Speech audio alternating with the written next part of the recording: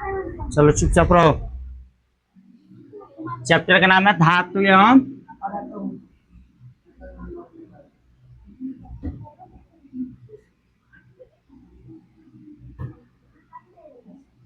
अधातु। चलिए question answer देखना है। Page number 45। Page number 45।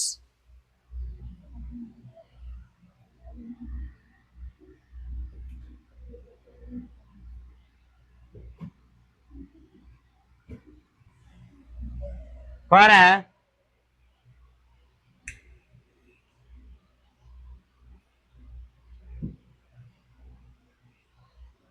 ऐसे धातु का उदाहरण दीजिए जो, एक नंबर क्वेश्चन है, कह रहा है ऐसे धातु का उदाहरण दीजिए जो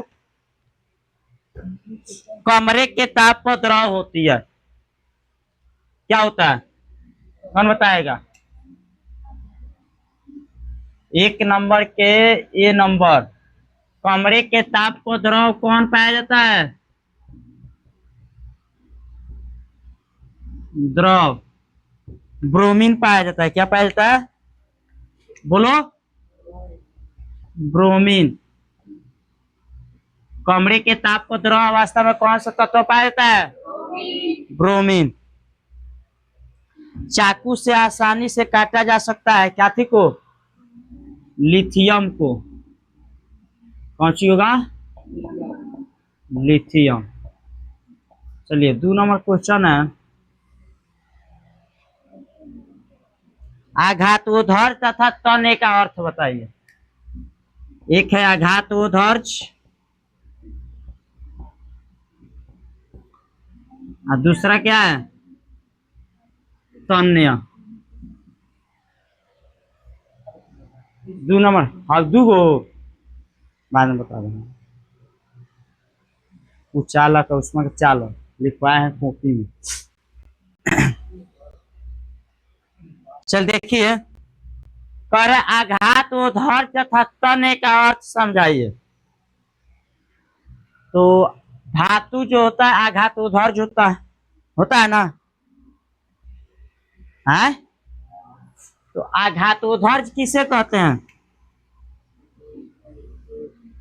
कुछ धातु जो होता है, कुछ धातु को पीट कर, क्या करके? पीट कर पतली चादर बनाया जा सकता है। क्या बनाया जा सकता है? पतली चादर बनाया जा सकता है। उसे क्या कहते हैं? उसे आघातोधर्ष कहते हैं। यही ना कहते हैं जी? यानी कुछ धातु जो होता है उसे पीट कर क्या बनाया जा सकता है? पतली चादर बनाया जा सकता है। और कुछ धातु होता है जिसको पीट कर या खींच कर, कुछ धातु को खींचकर पतली तार या लंबी दूरी तक तार खींचा जा सकता है। उसको क्या कहते हैं? तन्य कहते हैं। क्या कहते हैं? कुछ धातु को खींचकर लंबी तार बनाया जा सकता है। लंबी तार बनाया जा सकता है।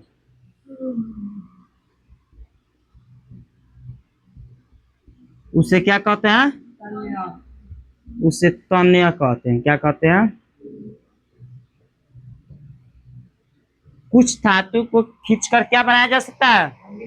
लंबी तार बनाया जा सकता है। उसे क्या कहते हैं? तन्य कहते हैं। तो page number 45 final. Page number 45 दुइया को ना क्वेश्चन दिया है। अब आओ,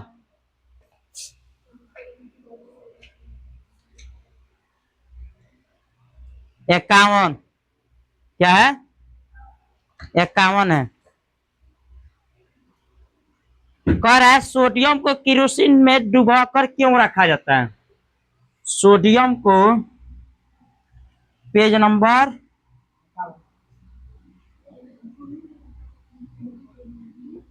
पेज नंबर 51, 51 के क्वेश्चन नंबर 1। सोडियम क्या है?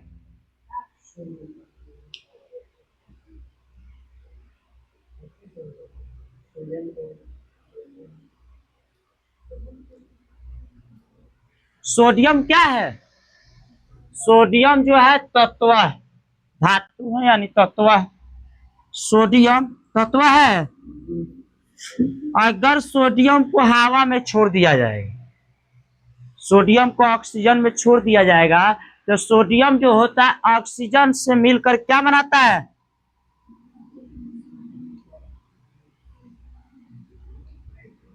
सोडियम ऑक्साइड बनाता है। सोडियम ऑक्साइड क्या होता है? हानिकारक होता है। क्या होता है? हानिकारक पदार्थ होता है। तो इसलिए जब सोडियम जो होता है ऑक्सीजन से अभिक्रिया करके सोडियम ऑक्साइड का निर्माण करता है, इसीलिए जो सोडियम ऑक्साइड जो होता है हानिकारक पदार्थ होता है। सोडियम ऑक्साइड क्या होता है? सोडियम ऑक्साइड हानिकारक पदार्थ होता है। इसीलिए सोडियम को किरोसिन तेल में डुबाकर हमेशा के लिए रखा जाता है। अगर सोडियम को बाहर छोड़ दिया जाएगा तो सोडियम जो होगा ऑक्सीजन से अभिक्रिया करेगा। क्या चीज से अभिक्रिया करेगा? ऑक्सीजन से। जब ऑक्सीजन से अभिक्रिया करेगा तो क्या बना लेगा? सोडियम ऑक्साइड बनाएगा। क्या बनाएगा? जब सोडियम ऑक्साइड बना लेगा तो सोडियम ऑक्साइड एक प्रकार का हानिकारक पदार्थ है। एक प्रकार का क्या है? हानिकारक पदार्थ है। जब सोडियम ऑक्साइड हानिकारक पदार्थ है तो हानिकारक है तो हानि तो करबे करेगा। हानि करेगा कि नहीं करेगा? जब हानि करेगा तो इसीलिए हानि से बचने के लिए सोडियम को किरोसिन तेल में डुबाकर रखा जाता है। तो इसका आंसर आप लोग लिख सकते हैं ना, खुद लिख सकते हो कि नहीं लिख सकते हो? अगर पूछा जाए जो सोडियम को बताओ जो कि सोडियम को किरोसिन तेल में डुबाकर क्यों रखा जाता है, तो सोडियम को किरोसिन तेल में डुबाकर इसलिए रखा जाता है कि सोडियम ऑक्सीजन से अभिक्रिया करके सोडियम ऑक्साइड बनाता है। सोडियम ऑक्सीजन से अभिक्रिया करके क्या बनाता है? सोडियम ऑक्साइड बनाता है। सोडियम ऑक्साइड एक प्रकार का हानिकारक पदार्थ है। एक प्रकार का क्या है? हानिकारक पदार्थ है। तो इसीलिए हानिकारक पदार्थ से बचने के लिए सोडियम को किरोसिन तेल में डुबाकर रखा जाता है। लिख दे। सोडियम ऑक्सीजन से अभिक्रिया कर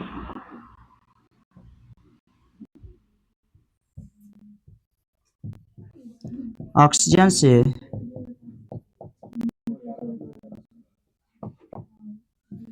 अभिक्रिया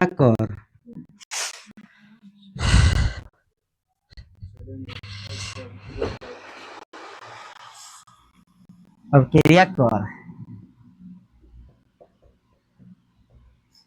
सोडियम ऑक्साइड बनाता है।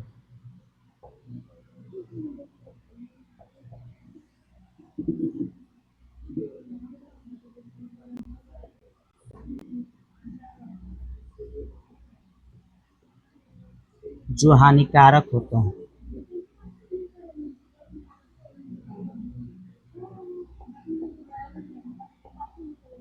इसी से बचने के लिए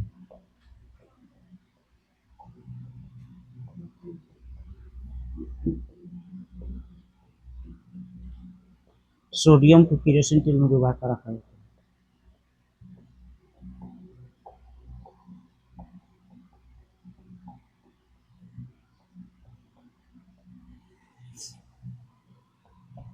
डुबोकर रखा जाता है। याद रहेगा? ये भी आई है, पूछता है जो बताइए जो सोडियम को किरोसिन तेल में डुबाकर क्यों रखा जाता है, तो क्या बताओगे? तो सोडियम को किरोसिन तेल में डुबाकर इसलिए रखा जाता है कि सोडियम जो था ऑक्सीजन से अभिक्रिया करके सोडियम ऑक्साइड बनाता है। तो सोडियम ऑक्साइड एक प्रकार का हानिकारक है, इसलिए हानिकारक से बचने के लिए सोडियम ऑक्साइड को किरोसिन में तेल में डुबाकर रखा जाता है।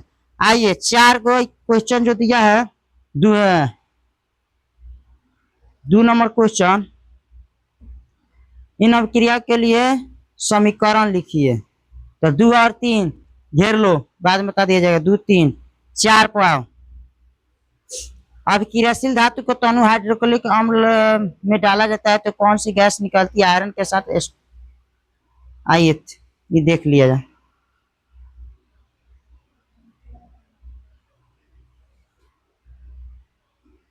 दो तीन चार, दो तीन चार, इसको गोला कर, बाद में बता दूंगा। आइए 5 में कर है, जिंक को आयरन टू सल्फेट के विलयन में डालने पर, 5 नंबर, जिंक को आयरन टू सल्फेट के विलयन में डालने पर, सल्फेट के विलयन में डालने पर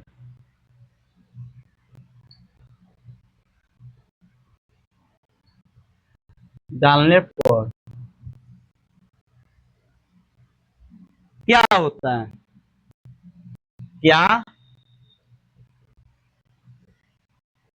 होता है, इसके लिए रासायनिक समीकरण लिखना है।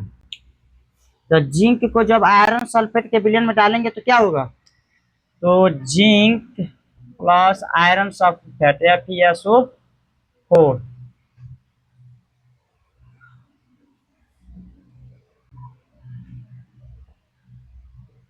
इसमें देखो तुम ही लोग बता देगा आंसर क्या होगा। देख, जिंक को अगर आयरन सल्फेट के विलयन में डालेंगे तो क्या होगा, आयरन को विस्थापित करेगा, आयरन को जिंक सल्फेट बना देगा। जब जिंक को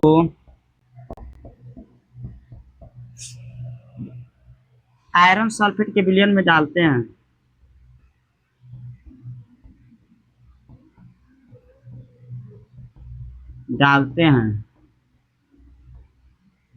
तो आयरन को क्या करता है, आयरन को विस्थापित करता है।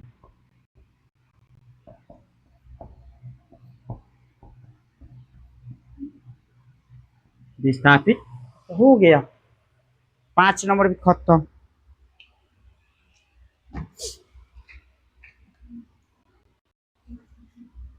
हाँ, आई वैलेंसी जब 9th क्लास पढ़ाएंगे तो वो में घिंच आ जाएगा 54 पेज, बंद कर, 54 पेज नहीं होगा।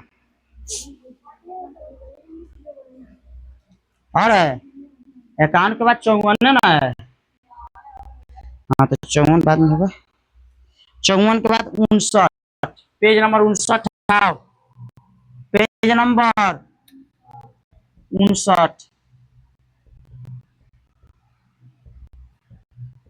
पहले समझ लो, बाद में उतार सकता है, देहो तुरेंगे अगर नहीं बताएगा ना तो बहुत मार मारेंगे। पेज नंबर 59, तो 59 में देखो कह रहे हैं निम्न पदों को परिभाषित करें, निम्न पदों को,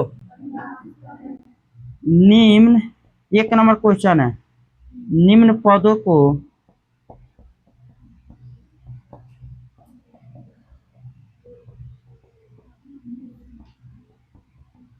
परिभाषित करें।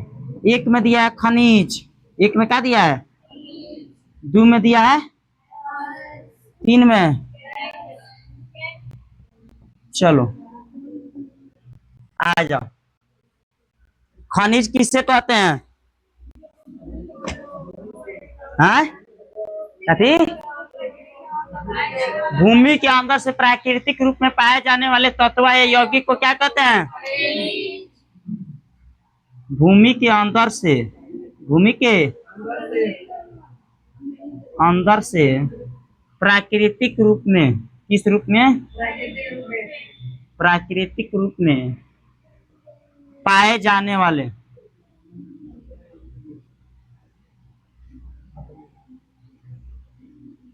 तत्व या यौगिक को, तत्व यौगिक को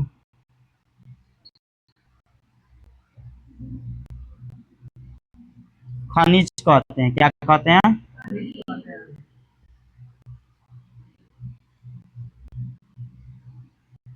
आ जाओ अगला। आयस, तो खनिज के अंदर मिली हुई अशुद्धियां को क्या कहते हैं,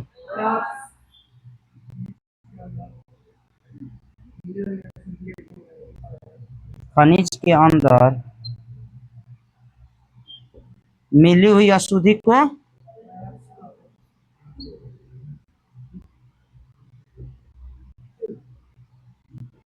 मिली हुई अशुद्धियां को अयस्क कहते हैं।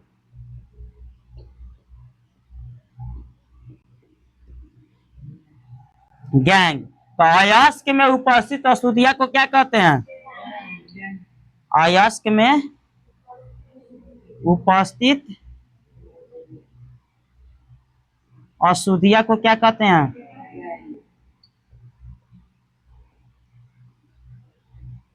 गैंग कहते हैं। क्या कहते हैं?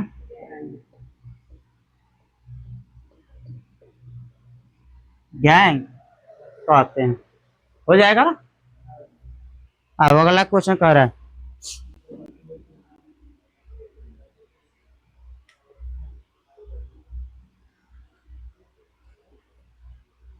दो धातु के नाम बताइए जो मुक्त प्रकृति में मुक्त अवस्था में पाई जाती है। सुबह में बताएं। कौन कौन बताएं? हाँ, चांदी तांबा सोना कॉपर बताए हैं। प्रकृति में मुक्त में पाया जाने वाला कॉपर पोटेशियम ये सब प्रकृति में 4 को पाया जाता है। बताए थे सुबह में। तो प्रकृति में जब 4 को पाया जाता है, 4 में से 2 को लिखना है। तो प्रकृति में पाए जाने वाले तत्व कौन कौन से होगा प्रकृति के लिए?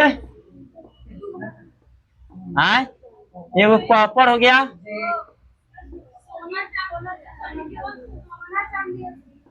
चलो तो सोने चांदी लिख लो। प्रकृति में पाए जाने वाले मुक्त, प्रकृति में मुक्त अवस्था में पाए जाने वाले धातु, प्रकृति में मुक्त अवस्था में, किस अवस्था में हो? मुक्त अवस्था में पाए जाने वाले तत्व कौन कौन सा है? याद रहेगा? हाँ, सोना के सूत्र के संकेत क्या होता है? ए यू। चांदी क्या है? ए जी। चलिए, धातु को उसके ऑक्साइड से प्राप्त करने के लिए रासायनिक प्रक्रम का उपयोग किया जाता है। किया जाता है ना। तो धातु को उसके ऑक्साइड से धातु का परिष्करण करके किया जाता है। चलो इतना उतार कौन। उसका पेज नंबर और है क्या?